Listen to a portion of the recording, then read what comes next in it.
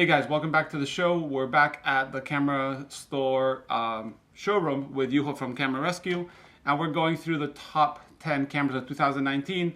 Number 9 is the M4. If you want to see the full article, I'll leave the link below. But yeah, number 9 was the Leica M4, which was an interesting find to me because I think the M4 is one of those underdogs that people, when they're looking for Leica, are going for the M6 or the M3s. And the M4 is very interesting for a couple of reasons. Yuho, what do you think?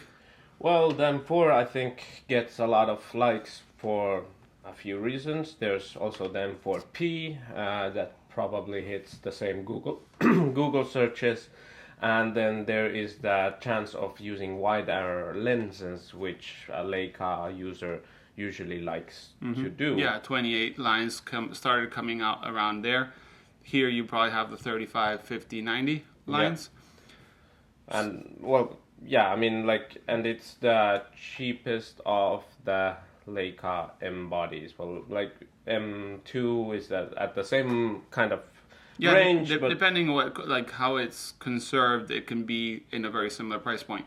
To many people, the M4 was the last, up to Leica standards built body. So it was the M3, the M2, the M4, and then from there they did the M5, which was a bit of a issue with a lot of people and with sales, and then they came back with the M4 I think, or M4P, and saved the Leica. So when people are searching for the M4, are probably looking for those fast advance or rewind, features, easy loading, which is the same as the M6, no light meter, fully mechanical camera. Yeah, and I think there's a lot of people looking for just the cheap entry. Well, cheap. I mean, there's no cheap entry into Leicas. But cheaper than an M6, I guess. Yeah. But because this is an alternatives show, I decided to, and we have other Leicas later coming up in the top 10.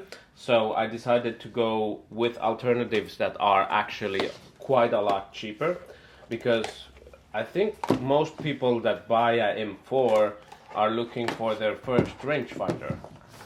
If they do it properly, I would say they need to get something like this first and get used to having a rangefinder. Focusing in the patch. Yeah, when you're used to SLRs where you're seeing what you're shooting, and changing to rangefinder where you're seeing a viewfinder of what should be what you're shooting, but there's always misalignments and parallax and stuff like that. So if you're really starting with that rangefinder, Leica of course is the king of it all. Yeah. But there's a lot of entry level versions like this. Yashica Electro 35. There's the Himatic, the Canonettes, and so forth. Yeah, I mean, what we were left here at the showroom to showcase this time was the Electro 35 and the Himatic 7S. Which both have a 45mm 1.8 lens, but then there is the Olympus 35 RC, Olympus 35 RD, which both have a 35 lens. Then there's the Canonette series, which the QL 17 being the best. And like my main point with these is that the QL 17 is the prices are getting out of hand in terms of or many people think so, but it's even at 350 euros. It's a fraction. It's less than the lens will be for your Leica M4, even if you buy a Voigtlander lens. Exactly. To me, the fact that I've been shooting rangefinder Leicas for a while, I've shot Voigtlander and Leica lenses, but the whole feel of getting the feel, if you enjoy rangefinder, should be maybe coming at a lesser price point. And these usually feature light meter, feature like a fixed lens, so you don't have to go crazy thinking which lens do I want to buy, because if you buy multiples on Leica lenses, you're going into thousands of euros. Yeah. And it gives you a feel if you like it. And if you like it, you can always keep this as a cheap alternative to take out and buy a Leica M body. Yeah. And I think the M4,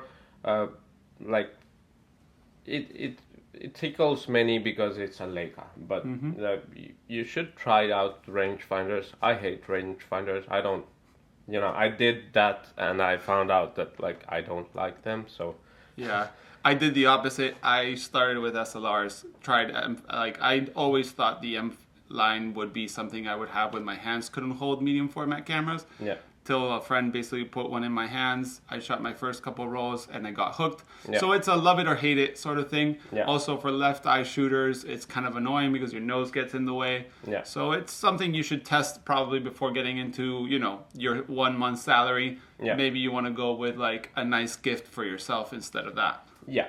And like we'll do an article, or there is an article from Camera Store about these, and they will link different options, because there is like maybe 10 or 15 very good options with a faster than f2. Yeah. Like from sub 500 Yeah. dollar euro kind of price. Yeah. So yeah, for anyone that wants to watch there, I'll leave the link to the article below. For Camera Store, you can go to the blog and they'll have examples with links for you to understand.